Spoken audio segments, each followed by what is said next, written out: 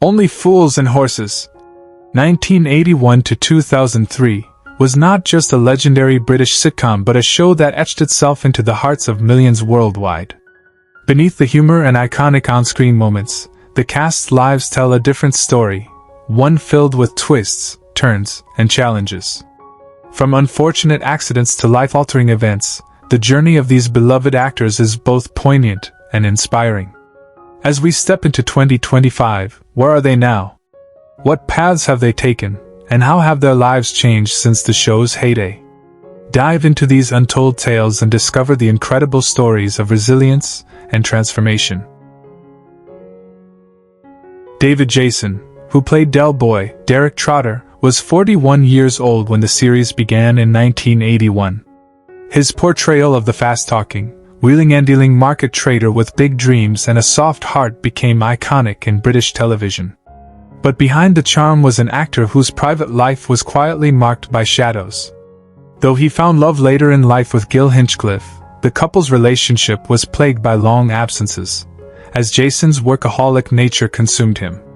They had one daughter, Sophie May, but he struggled to connect emotionally, haunted by the early death of his first long-term partner, actress Mafamwi Talig, from breast cancer in 1995. Jason never fully recovered from that loss, often retreating from public life, battling anxiety and survivor's guilt.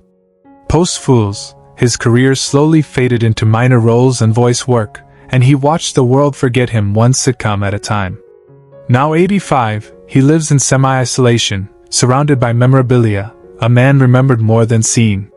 His estate is estimated at $6 million, but wealth could never mend the pieces lost along the way. Nicholas Lyndhurst, portraying Rodney Trotter, was only 20 when he joined Only Fools and Horses, lending a lanky awkwardness and wounded dignity to the younger Trotter brother. Fame came quickly, but the burden of being forever Rodney haunted Lyndhurst's subsequent career. He found moderate success in sitcoms like Goodnight Sweetheart, but typecasting and a waning passion for the screen pushed him into the shadows. He married ballet dancer Lucy Smith, and the couple had one son, Archie, whose sudden death in 2020 at age 19 from a brain hemorrhage devastated them. Nicholas became reclusive, drowning in grief, withdrawing from acting entirely. The loss ended his career more definitively than any cancelled show ever could. Their marriage endured, though scarred by silence and sorrow. Now 64, he spends his days quietly by the coast, estranged from the industry that once adored him. His estate is valued at $5 million, though its weight means little in a house now filled with echoes of a son's laughter that will never return. Roger Lloyd Pack, who played Trigger, was 37 years old when the show premiered. His blank stares and deadpan delivery, as the dim-witted road sweeper, made him a fan favorite. Yet in real life, Roger bore a deeply contemplative soul, a contrast to his character's simplicity.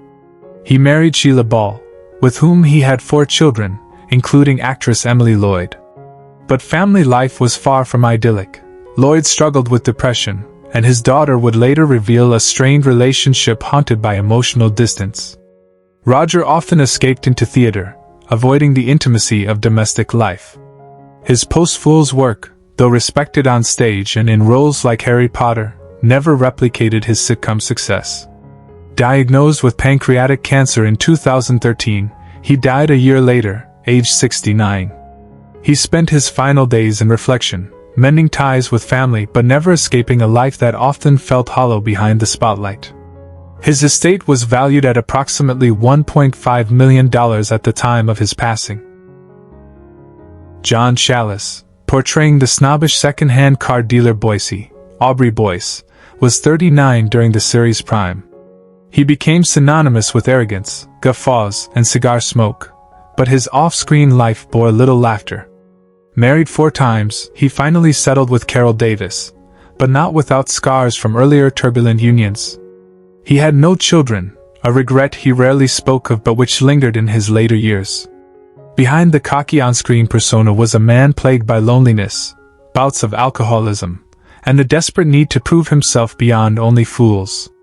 Despite returning in the spin-off The Green Grass, his career struggled post-sitcom, reduced mostly to fan conventions and minor appearances. Diagnosed with pancreatic cancer in 2019, he kept his illness private until his death in 2021 at the age of 79. He passed quietly in his sleep, in a countryside home filled with Boise memorabilia but lacking the warmth of laughter. His estate was valued at $2 million, a modest sum for a man whose fame belied a profoundly aching solitude. Kenneth MacDonald, who played Mike Fisher, was 37 years old when he joined Only Fools and Horses as the affable but often overwhelmed landlord of the Nag's Head pub. His comedic timing and understated charm made Mike a fan favorite, a steady counterbalance to Del Boy's chaos. Off-screen, MacDonald's life was marked by silent struggles. Though married to Sheila MacDonald, the couple endured years of strain due to Kenneth's demanding work schedule and financial pressures from failed business ventures. They had one son, William, who kept a low profile. Kenneth's life was dotted with tragedy. His brother died in a car crash, he lost both parents within 2 years, battled periods of severe depression, and suffered a nervous breakdown in the mid-90s. Professionally, he never escaped the shadow of Mike, often typecast and overlooked for serious roles. Despite this, he remained devoted to theater and local productions. MacDonald died suddenly of a heart attack on August 6, 2001, while vacationing in Hawaii with his wife. He was just 50 years old. His passing left a hole in British comedy and stunned fans. His estate at the time of death was modest, valued around £300,000, largely tied up in property and residuals from the series. Leonard Pierce, portraying Grandad, Edward Kitchener-Trotter, was 66 years old when the series began in 1981. His portrayal of the grumpy, doddering elder was both comedic and touching, often hinting at the loneliness of old age. In real life, Pierce had lived a reclusive and troubled life. Unmarried and without children, he lived alone in a modest flat, haunted by his service in World War II, during which he lost several close friends. Despite decades in theater and a stint at the Royal Shakespeare Company, Pierce struggled financially and emotionally. He suffered from untreated anxiety and had battled alcoholism during the 1970s. On set, he was deeply respected but privately withdrawn, often leaving rehearsals to sit alone in silence. Tragedy struck when he suffered a series of mini-strokes, ultimately passing away from a heart attack on December 15, 1984, at the age of 69. Pierce died virtually penniless, with his estate worth only £45,000, mostly consisting of personal belongings and theater memorabilia. Though his death was a shock to fans and castmates alike, his legacy as Grandad remains a cornerstone of British television history. Gwyneth Strong, who played Cassandra Trotter, was 31 years old when she first appeared on Only Fools and Horses as the intelligent and pragmatic wife of Rodney. Her character brought emotional grounding to the show, reflecting the trials of young marriage. In her personal life, Gwyneth married actor Jesse Birdsall, but the union was tumultuous, plagued by mutual jealousy and career frustrations. They had 2 children, Oscar and Lottie, but struggled with balancing family life with the fading careers they both endured post-1990s. Strong faced repeated rejections in the industry, turned to alcohol during her lowest moments, and was hospitalized twice for nervous exhaustion. She also lost her younger brother in a boating accident and was devastated by her father's suicide in 2002. Though she continued occasional stage work, her career never fully recovered. Now 75 years old in 2025, she lives quietly in Devon, estranged from her daughter and divorced since 2011. Her estate is estimated at around £400,000, largely sustained through royalties and cautious investments. Despite her personal losses, Gwyneth remains a symbol of quiet endurance and a treasured memory of the show's golden years. Sue Holderness, portraying the vivacious and flirtatious Marlene, was 32 years old when she joined the show. With her bold outfits and larger-than-life personality, Marlene became a cultural icon. Off-screen, Holderness's life was riddled with contradictions. She married actor Mark Piper, a union that seemed idyllic but was marred by infidelity on both sides and long periods of separation due to work commitments. They had 2 children, Harriet and Freddie, but family life was strained. Harriet battled addiction issues while Freddie publicly distanced himself from showbiz. Professionally, Sue's career was haunted by typecasting. Casting agents only saw Marlene, and substantial roles eluded her for decades. She suffered a nervous collapse in 2007 following her mother's death, and was diagnosed with bipolar disorder in 2010. After several years in therapy and semi-retirement, she returned to small television roles but never recaptured her former success. Now 76 in 2025, she lives in West Sussex, largely secluded, and remains on speaking terms with only one of her children. Her estate is estimated at £600,000, supported by residuals and voiceover work. Though her legacy as Marlene endures, her personal life tells a far sadder story. Patrick Murray, who played Mickey Pierce, was 27 years old when he first appeared in Only Fools and Horses, portraying the cheeky white boy always trying to outsmart Del Boy, though usually ending up the fool. Despite his comedic appeal, Murray's life off-screen bore little of the charm his character exuded. After the show, roles dwindled, and he turned to odd jobs, working as a taxi driver and later managing a pub, struggling financially. His marriage to Anum, a Thai national, seemed a rare joy, but distance and immigration issues cast a long shadow. They had one daughter, Josie, but he rarely saw her during her early years. Diagnosed with cancer in his 60s, Murray faced brutal rounds of surgery and isolation. His family life suffered under the strain, with periods of estrangement from loved ones. He battled depression, bankruptcy, and public scrutiny over his health. Now 68 in 2025, he lives quietly in Kent, partially retired and surviving on modest pensions and small royalties from reruns. His estimated estate is around $150,000, far from the fortune fans imagined.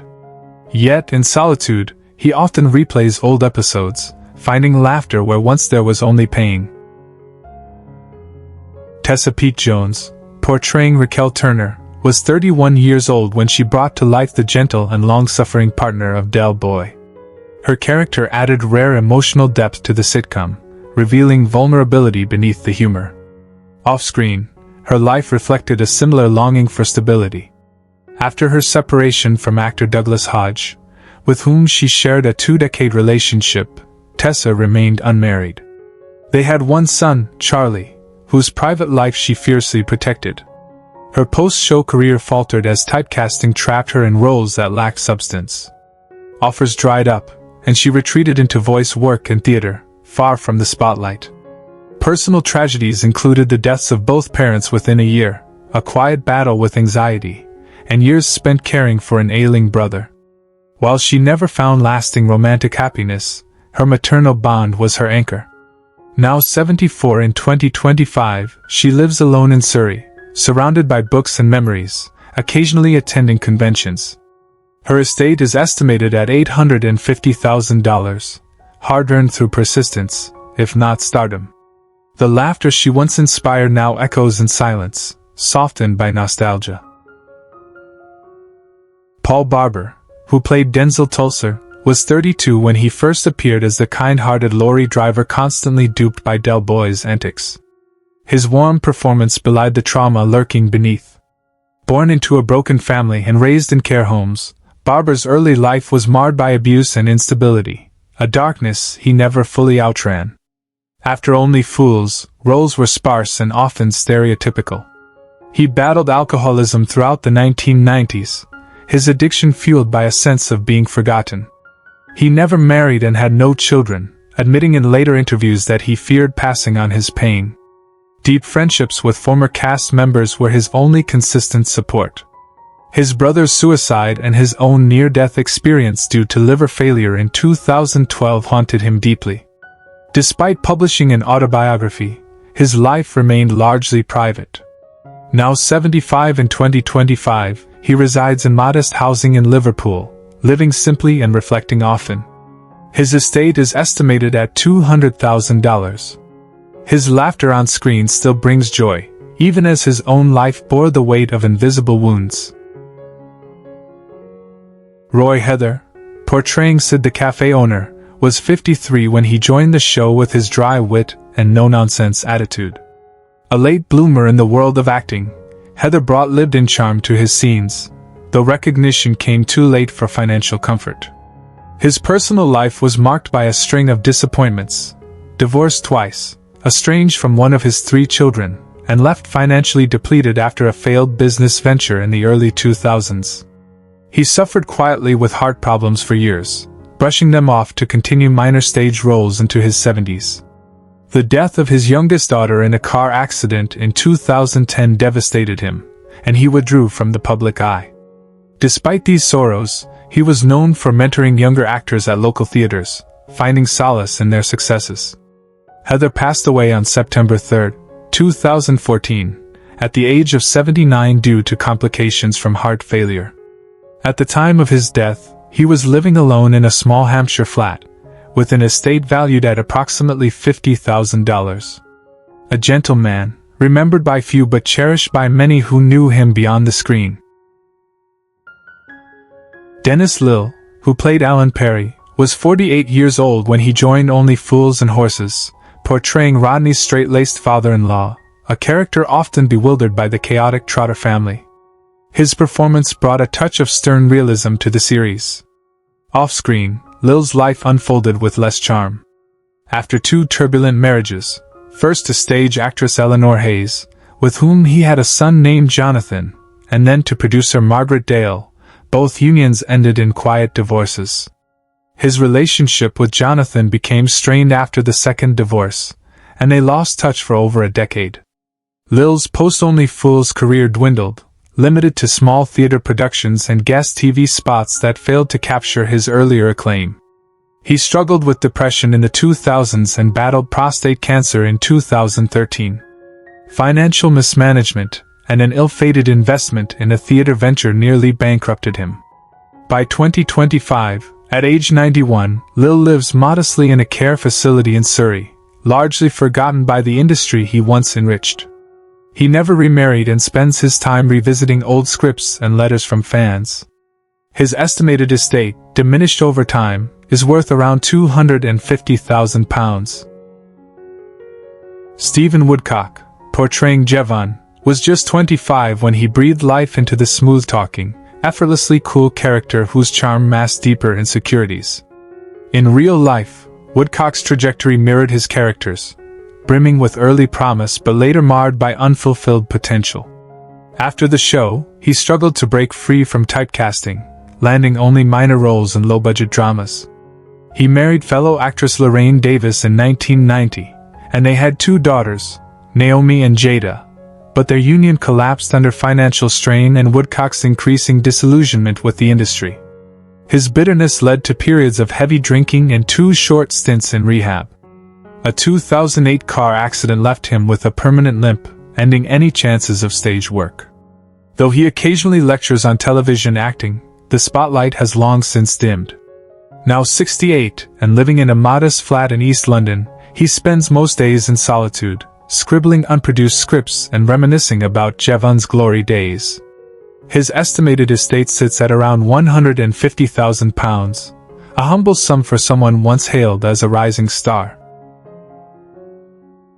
Michelle Winstanley, who played Amanda, the elegant yet aloof love interest, was just 23 when she graced the set of Only Fools and Horses. Her poised beauty and refined presence made Amanda memorable, though her role was brief.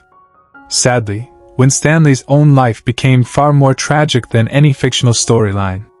After the show, she tried to build a film career but was repeatedly sidelined by casting directors who saw her as little more than a pretty face.